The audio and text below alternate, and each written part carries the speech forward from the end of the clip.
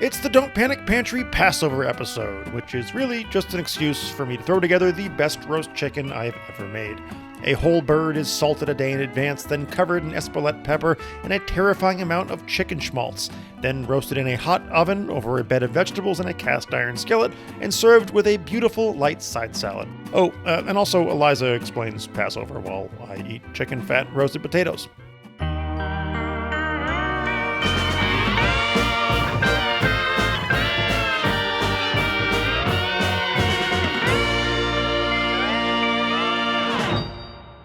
Today on Don't Panic Pantry, we are celebrating Passover, but really, I'm also here to show you my favorite method for roasting a chicken. There are lots of great ways to roast a chicken, but to me, the most important first step in roasting a chicken is salting it in advance. Salt it 1, even 2 days before. Cover it in kosher salt, way more salt than you think you need. It's gonna dry it out, it's gonna condense the flavor, make a better skin, more flavorful chicken, draw out impurities, and just be real tasty. And so this chicken, we did that too. And now, through the magic of internet, we will show you how we did it.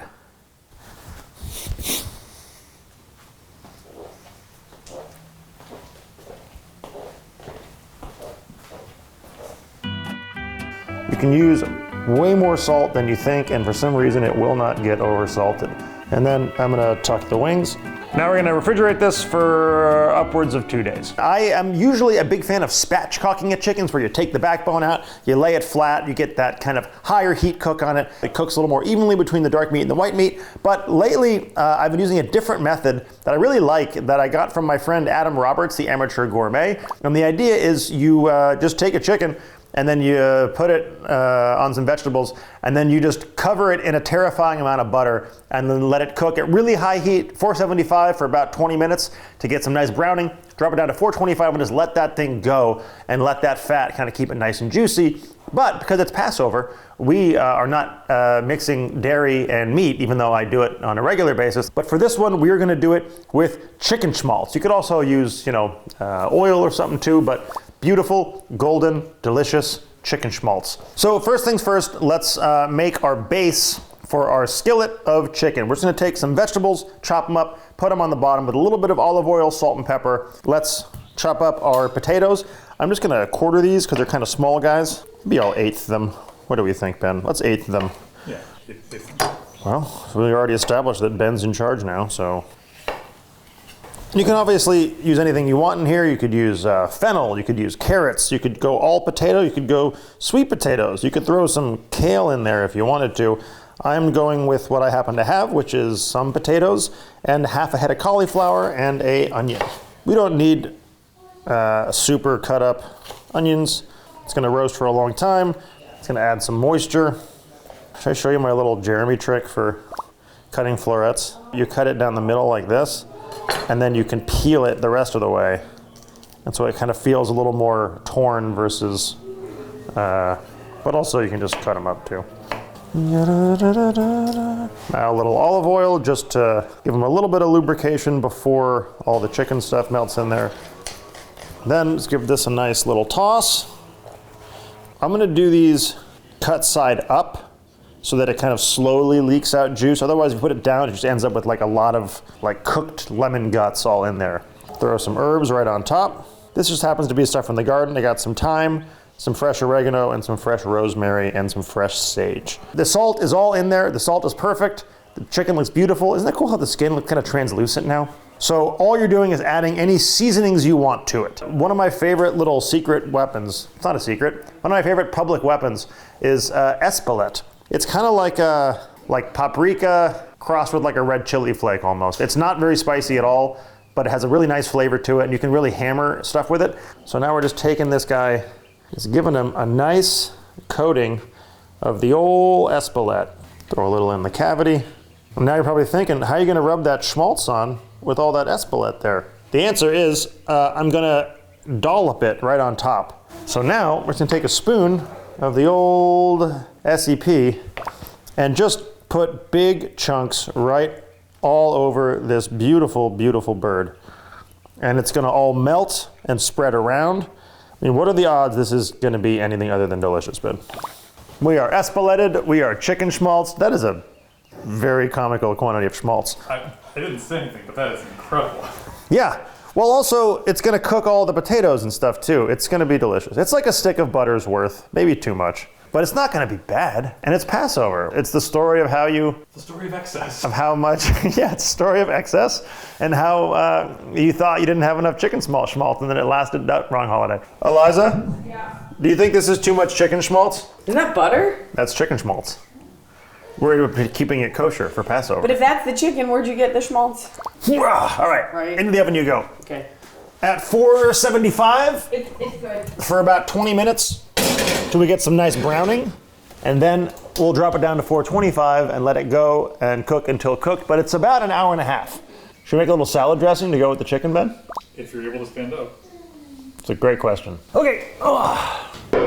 We're gonna make a little salad to go with our chicken, and we thought we'd kind of fancy it up a little. So we're gonna use some beautiful farmer's market lettuces and make a little lemon garlic vinaigrette with a little bit of honey. All right, so first thing we're gonna do is take one garlic clove and grate it right in there. A little dollop of the old honey. Is that like a half teaspoon of honey, something like that? A little black pepper, pinch of salt. Then a gollum. Since we have the honey here, we're gonna go for the old 1-to-1 ratio of acid to fat. And we're gonna go half red wine vinegar, half lemon juice. So we'll go up to 3 ounces total.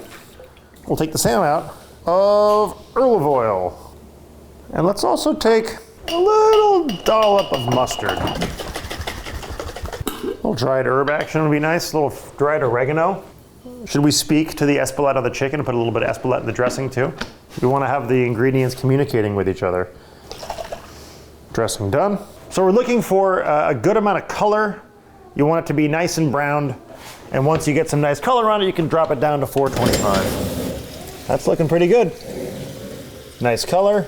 Oh, look at that schmaltzy goodness happening down below. Now we're dropping it down to 425. Keep an eye on things. If it's burning too much or browning more than you want, lower the heat. So now we're gonna let this go for another hour, 70 minutes, something like that. I think there's something happening with fruit sticker industry. What do you mean? Just something's not adding up. It's a lot of stickers on fruit. A lot of stickers on. Somebody's making a bunch of money on stickers. All right, so our chicken is about to be done. We're at 1 hour and 27 minutes. That hour and a half is kind of just nails it every time. But now we're gonna take some walnuts and we're gonna roast these off for our salad. Woo, doggy. Look at that beautiful bird. Oh, and look at the browning on the bottom. Doesn't that just friggin' look great? Look at all that schmaltz cooking down and all that business down below. That smells so good. And there's usually a little bit of juice in the old cavity as well. So I like to get a little bit of that juice pour right back onto your vegetables. And then, as if it's on purpose, I'm gonna let it have a little nest of herbs underneath it. And now see this like little bald spot right in the middle? Oh man, this is gonna be so good. So now I'm just gonna take this and put them right back in the oven so that we can get some color on those guys in the middle that were chicken covered. These guys are probably fine. You don't wanna burn your nuts. Why is that so funny to you, Ben? I mean, come on now. Is there a world where that's not gonna taste great? In a world where that's gonna taste great. All right, I'm feeling good about this now, Ben. Scrape up the bottom. Get our twigs out. So you can put this on a cutting board and carve it up that way, but I am instead gonna use poultry shears. Boom, leg down. Tell you what it ain't, it's bad. Cut our little wing off right here. Little thigh, right down the middle. Beautiful breast. I don't know, Ben, I feel like we did a pretty nice little chicken here. Now, let's dress our salad. Got our toasted walnuts. Just gonna kind of give these a little light finger crumble. Walnuts in. Hello. Hi. Happy Passover. Zizin Pesach. Still jet lagged. Bink. Look how pretty this. It's stunning. Here's the deal. a lot of anti-Semitism going on right now, and there's always caricatures of Jews, and we're always portrayed as like nebbische, like lawyers and accountants. But and our holidays get no love. Nobody wants to celebrate Hanukkah. It's all about Christmas, and even for Passover, everybody wants chocolate bunnies. But really, Jews are tough as and Passover is a metal holiday. And it's the story of the night that the angel of death straight up flew up over all of the houses in Egypt and murdered all the babies, all the baby boys who weren't Jewish because Pharaoh was being super selfish. Okay? And when he didn't let his people go, when Moses was like, let my people go, and Pharaoh was like, then it was like a whole bunch more trouble, right? We're talking frogs, wild animals being released, pestilence. So it's this story of retribution. It's the story of redemption. It's the story of freedom. And it's pretty cool. Not marketable. No fun egg hunts and chocolates. We get chocolates, but they're kosher Passover. Anyways, look it up. It's in your Bible too. And now I'm ready for my Passover dinner. Roasted chicken. It's so good. Here's a question for Passover. Why is this so good? How good are these vegetables? What's that one that tastes like a marshmallow? An onion? So good. Honestly, the chicken's outstanding, but these vegetables are the real star of the show. We did it. It's Passover. Did it? Wait, we need the salad. You like the salad because it's got a tang, and that cuts right through all the fat. This is great. I just know my mom's gonna watch this and she'll be like, you didn't explain it right. I'll bet you You won't. made a mockery. Why you didn't? But why? Why? Is that one of your questions? Why are you kissing Why are me? you kissing me? Why is this relative kissing me? We ask important questions like, Where's your hand?